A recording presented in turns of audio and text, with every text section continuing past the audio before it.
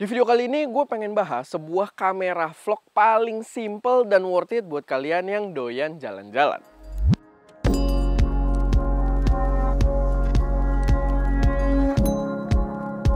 Halo semuanya, selamat datang di channel SM Media dengan gue Erwin. Dan pada video kali ini kita bakal bahas kamera vlogging yang simple dan paling worth it buat temen-temen yang suka jalan-jalan dan pengen bikin karya vlog sebanyak mungkin.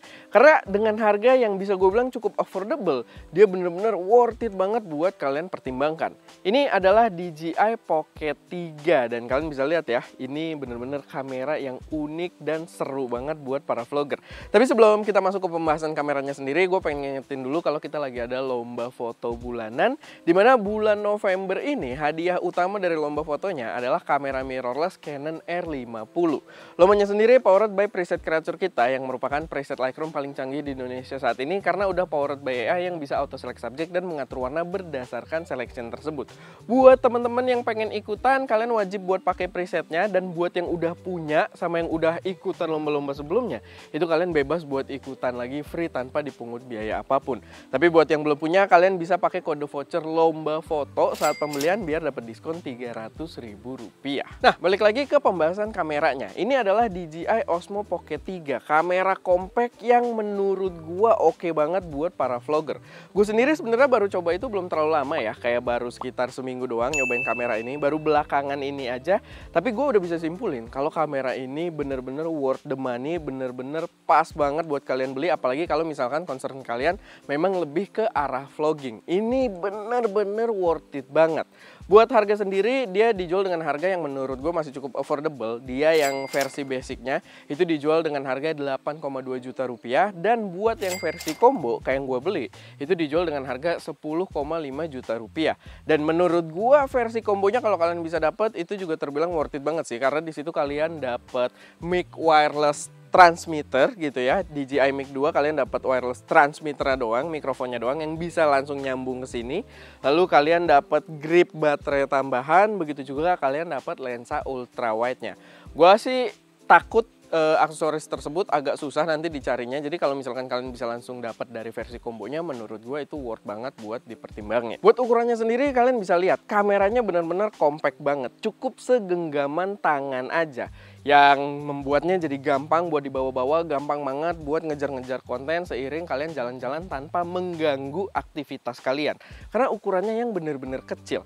Buat fitur utamanya sendiri otomatis seperti Pocket yang sebelumnya, dia membawa built-in gimbal, jadi dia bisa langsung stabil juga tanpa digital stabilization yang nantinya dia merusak gambar kita, atau ya kita harus recropping lagi gitu ya kalau kayak pakai digital stabilization. Di sini enggak, dia langsung ada gimbalnya.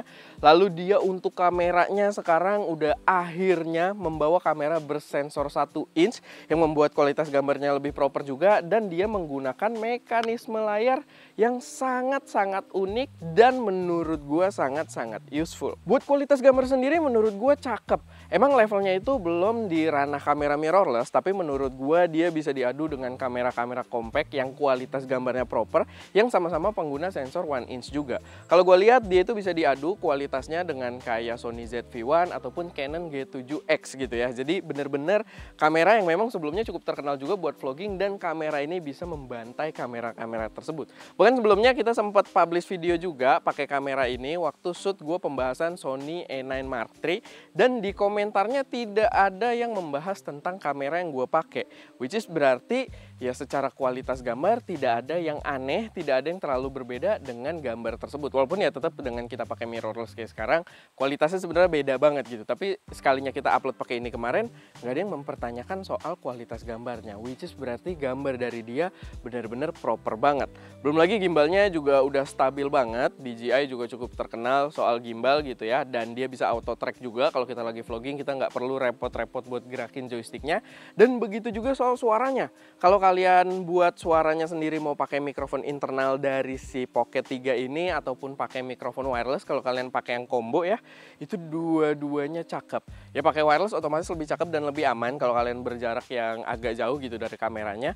Kalau pakai mic internal sebenarnya dia masih kayak omnidirectional gitu, suara environment masih keangkat, tapi tetap suara pembicara itu cukup tegas gitu. Jadi gue lumayan suka juga, dan mungkin kita kasih aja dulu beberapa footage contoh yang diambil pakai kamera ini, biar kalian bisa nilai juga kualitas gambar dan suara yang ditangkap. Dia nge-track muka gue ya, ini kelihatan juga ada face tracking.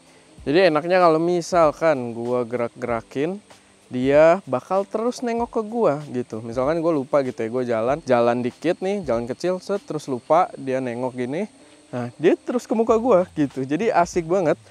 Ya, ini juga bisa dimatiin karena kalau kalian pengen kayak framing jalan masuk atau apa yang tanpa tracking, tanpa dia nengok, itu tetap bisa-bisa aja gitu. Tapi kalau kayak gini kan kayak kita sekedar vlogging, oh gue lagi di sini bla bla bla bla bla, nggak ngelihat si kameranya gitu kan, nggak tahu soal framingnya, tapi kita peace of mind gitu karena dia ngikutin gue terus tuh. Gue dari pindahin tangan, gue nggak main joystick sama sekali, karena kalaupun main joystick kalian tahu itu mustahil gitu ya. Gue bisa keep track gambar terus menggunakan joystick pakai jempol gue, itu nggak mungkin banget gitu, mustahil. Buat layarnya sendiri itu juga udah cakep banget. Dia bisa kita atur dengan mekanisme puternya.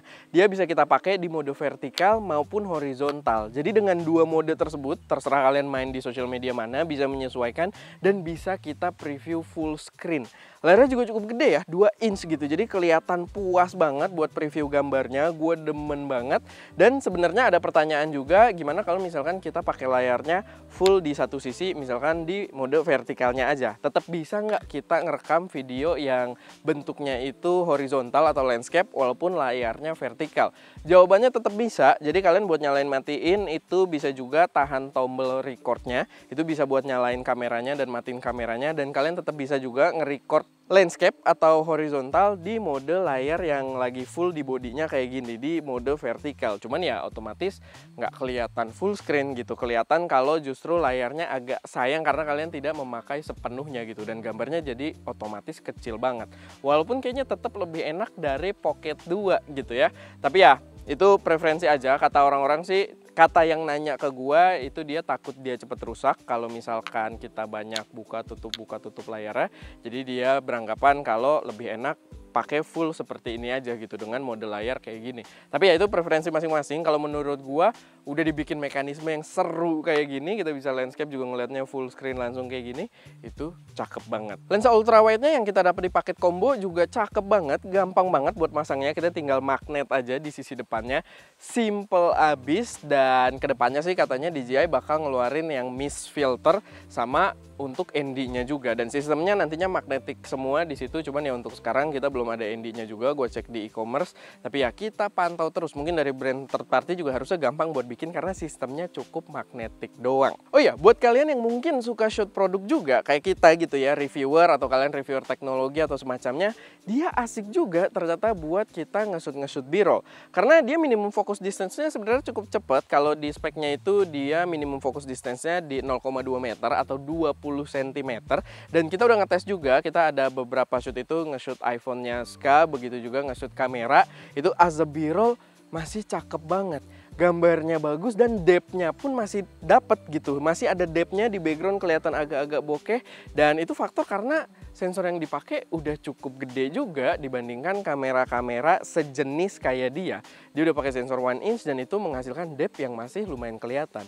Dan buat talking head pun sebenarnya kalau kalian nonton yang A9 Mark III kita itu, ke belakangnya ya masih lumayan dapat depth juga, walaupun levelnya ya memang balik lagi kita nggak bisa eksperimen kayak kamera mirrorless gitu ya, tapi menurut gua udah proper banget, termasuk untuk tadi shot produk juga. Buat baterai life sendiri di pengetesan gua itu udah sangat-sangat aman. Kita pakai sekitar sejam lebih itu dia masih ada baterainya, dan bukan baterai yang sisa dikit juga ya, masih ada buat kita produksi. Gue sih perhatiin cuma di sejam pemakaian doang, tapi secara klaim sendiri memang dia lumayan panjang sebenarnya, sampai 166 menit operation durationnya gitu dari baterai fullnya.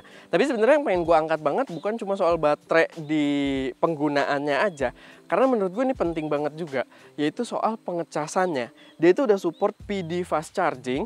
Itu pas gue tes pakai kabel yang ada tulisan wattnya itu sekitar dapat di 30-an watt gitu ya. Itu tinggi banget sebenarnya untuk device kayak gini, karena rasanya itu kayak ngecas drone sebenarnya. Ngecas drone itu juga pakai fast charging kayak gitu dan wattnya memang sampai tinggi juga. Cuman kan kapasitas baterainya dia otomatis jauh daripada drone gitu ya. Kapasitas baterainya jauh lebih kecil dari drone karena dia nggak perlu memutar baling-baling juga. Gua ngerasain ketika baterainya kayak udah mulai mau habis gitu, gua ngecas tek, kok cepet banget ya, tiba-tiba udah balik lagi gitu. Dan dia memang untuk klaim CPD-nya ini dari 0 sampai 80% itu cukup butuh waktu 16 menit doang.